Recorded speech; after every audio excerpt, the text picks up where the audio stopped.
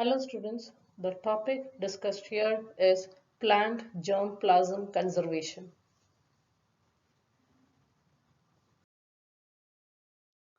Germplasm is the sum total of all the genes present in an organism and its related species. The germplasm contains land races, obsolete varieties, varieties in cultivation, breeding lines, special genetic stocks, wild relatives and wild forms. Genetic erosion is the loss or decline in genetic variation in plants, both cultivated and natural population, by natural causes or by intervention of humans. Protection of genetic diversity of plants and animals to prevent genetic erosion is known as conservation. Conservation could be in situ or ex situ.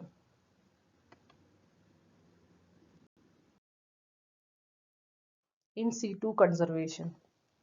This is a method of conservation of plants or germplasm of plants in their natural environment among their wild relatives. It could be a biosphere reserve, national park, or gene sanctuary. In situ conservation is considered important in germplasm preservation programs. The major limitations of in situ conservation is losing the whole germplasm during an environmental hazard. Only small areas could be converted into in situ germplasm conservation. Hence, only small portion of plant can be conserved. In order to conserve a large number of plants, many such protected areas needs to be formed. This would lead to lot of expenses. Ex situ conservation means conservation of germplasm in the form of seeds or in vitro cultures. Based on that, it is known as in vivo and in vitro respectively. In this method, the germplasm can be preserved as gene banks for a number of years under suitable conditions. Advantage possible to preserve the entire genetic diversity of the crop species at one place. Handling of germplasm becomes easy. This is a list of certain international organizations where the germplasm of crops are maintained. Example, IRRI is known for germplasm conservation of rice. CIMMYT for maize.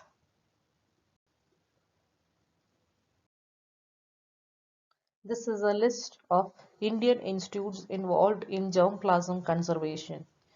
Example, IIHR Bangalore for horticulture crops, Central Rice Research Institute for rice, Directorate of Wheat Research in Karnal for wheat,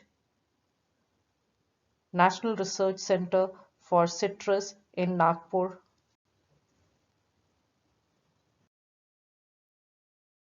Gene Bank. It refers to the organization where germplasm can be conserved in living state. It could be in the form of seed, pollen, or in vitro cultures. There are two types of gene bank, seed gene bank and field gene bank. Seed gene bank. It is a place where the germplasm is conserved in the form of a seed. Only orthodox species can be conserved in a seed bank. Depending upon the purpose and the time duration to which the seed needs to be conserved, it is divided into short term, medium term, and long term. The culture conditions are maintained based on that.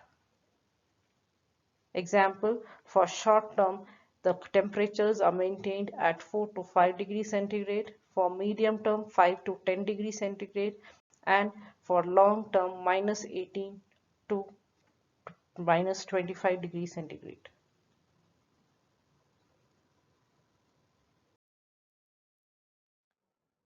This is a freezer unit holding a collection of seeds and plant propagules for a long-term storage.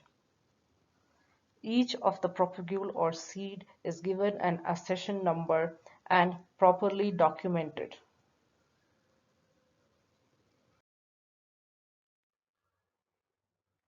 Advantages of having a seed gene bank. First, the entire germplasm can be conserved at a small limited space. Handling of germplasm also becomes easy. The main disadvantage of this method is it can only be utilized for the orthodox seeds and not for recalcitrant seeds. A failure of power supply may lead to loss of viability and the entire germplasm. It requires periodical evaluation of seed viability.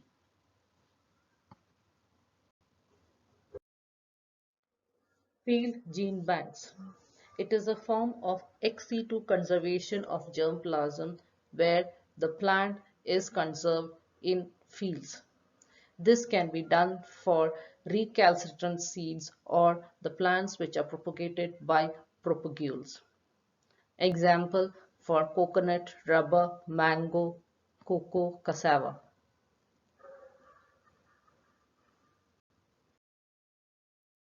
Certain countries which have field gene banks are India, which has a global collection of coconut in Andaman and Nicobar Islands, Indonesia for coconut and perennial crops, Malaysia for oil palms, and Philippines for bananas. The advantage of field gene bank is it helps in continuous evaluation of economic characters of the plant and can be directly utilized in any breeding programs. The major disadvantage of field gene banks is only a limited amount of germplasm can be stored. It does not include the entire genetic diversity of a species. The germplasm is exposed to pathogen insects, pests, and natural calamities. Maintenance of germplasm also is a costly affair. A picture of field gene bank and in vitro gene bank.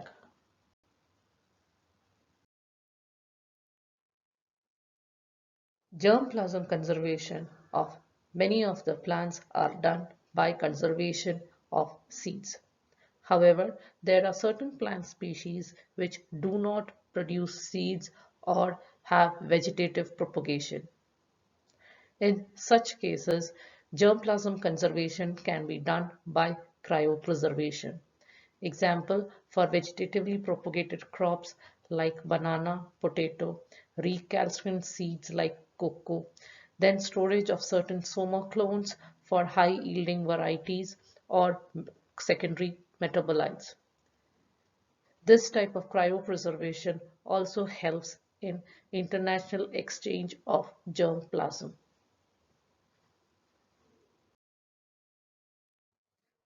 Methods for plant germplasm conservation.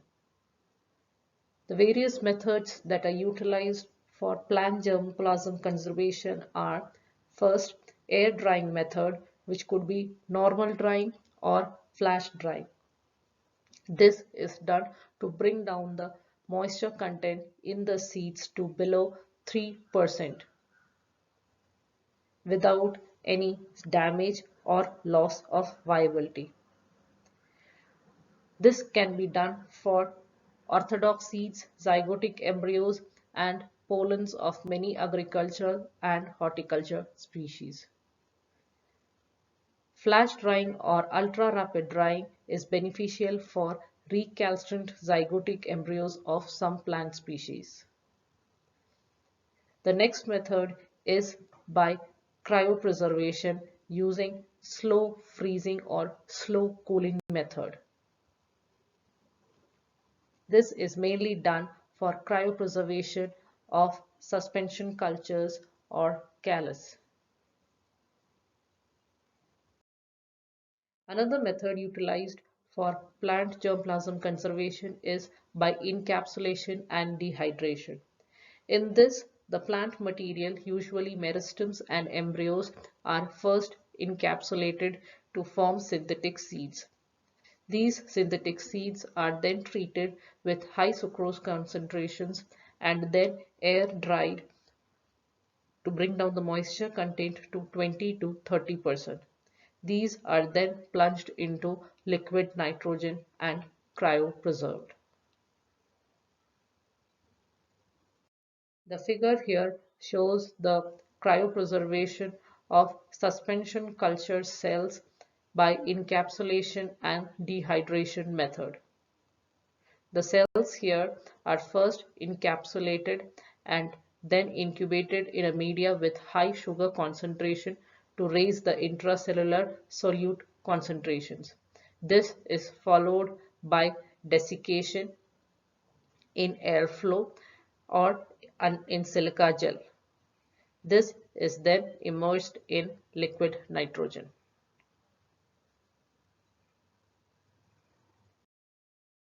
This is an overview of shoot tip cryopreservation for germplasm conservation. Even the dormant buds excised from the nodes of the plant can be stored or conserved by cryopreservation and then revived to get viable plants.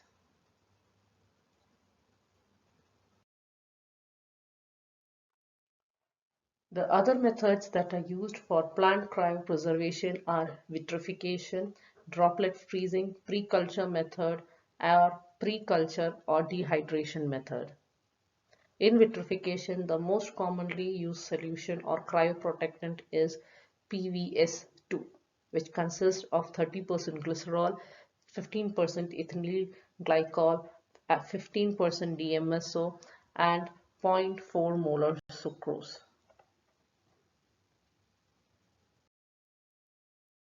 Droplet vitrification. This is a modification of the normal vitrification protocol. In this method, the sample is put within a droplet of 1 to 10 microliter of cryoprotective solution on a piece of aluminium foil and then immersed in liquid nitrogen. The process is illustrated below in the diagram.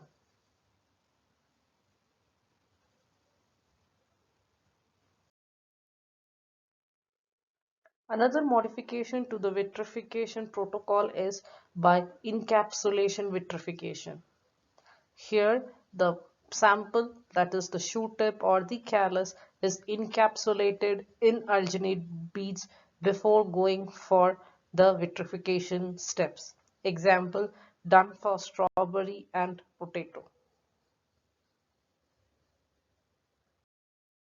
The figure here shows the encapsulated vitrification done in case of Morus acidosa for cryopreservation.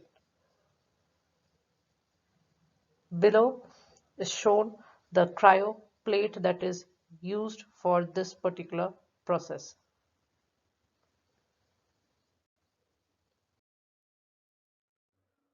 Meristem gene banks. This is a method of in vitro conservation where asexually propagating species can be conserved. The in vitro method can be used in two ways: for storage of tissue under slow growth conditions and for conservation for a long term by means of cryopreservation.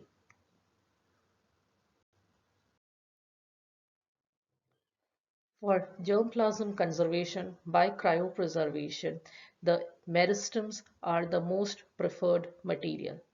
This is because it is disease and virus free stocks, can easily grow and regenerate. They are genetically more stable than the callus or the cell suspension cultures, and they can withstand high temperature, high negative or cooling temperatures when immersed in liquid nitrogen.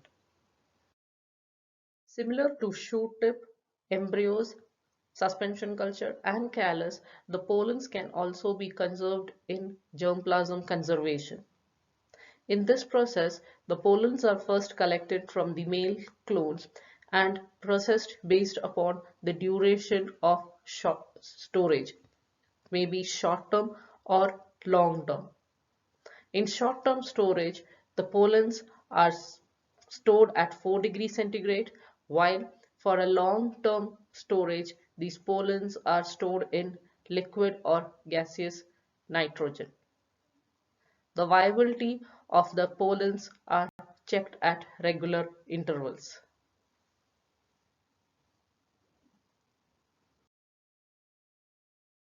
Pollen banks or cryopreservation of pollens is beneficial in breeding and hybridization programs. In cases when the male and the female plants mature at different times or at different places, they can be brought together for the hybridization program.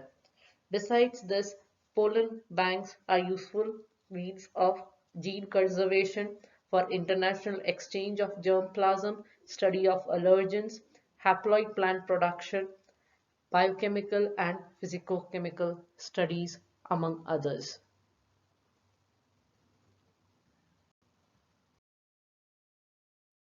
DNA banks. In this type of conservation method, the DNA is extracted from the plant material and stored at -180 degrees centigrade. This can be used for genomic studies to compile genomic libraries or isolate desired genes for genetic engineering.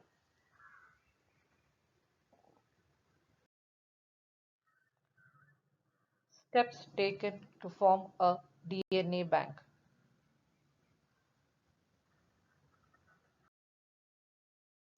The Royal Botanic Garden, Kew, UK has the largest collection or accession of DNA banks of around 20,000 DNA specimens, representative of all plant families.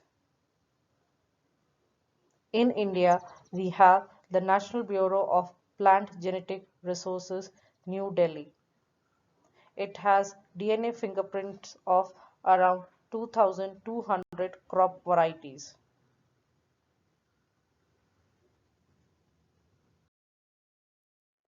The functions of a gene bank are first, to maintain a proper documentation and authenticity of the scientific identity, the genealogy, and source of the explant.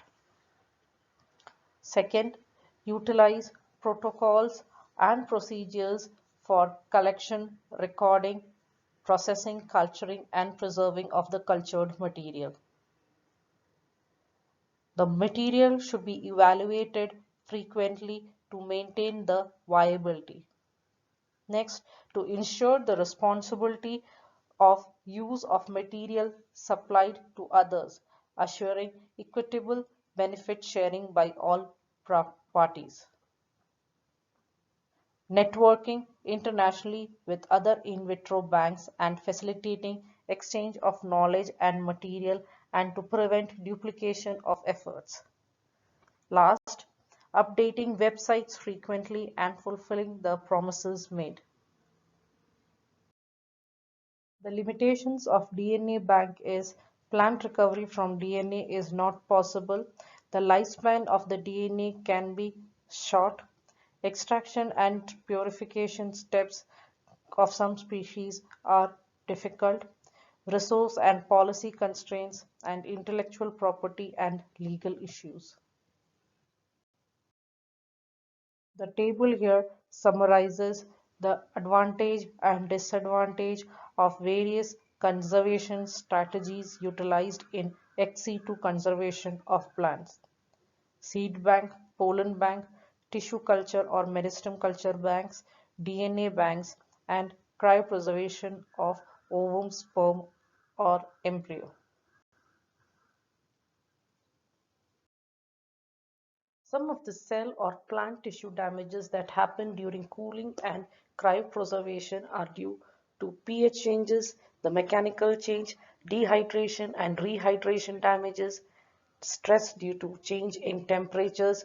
All this leads to the formation of free radicals, lipid peroxidation, and protein coupling. In some cases, it leads to breakage and folding of membranes too.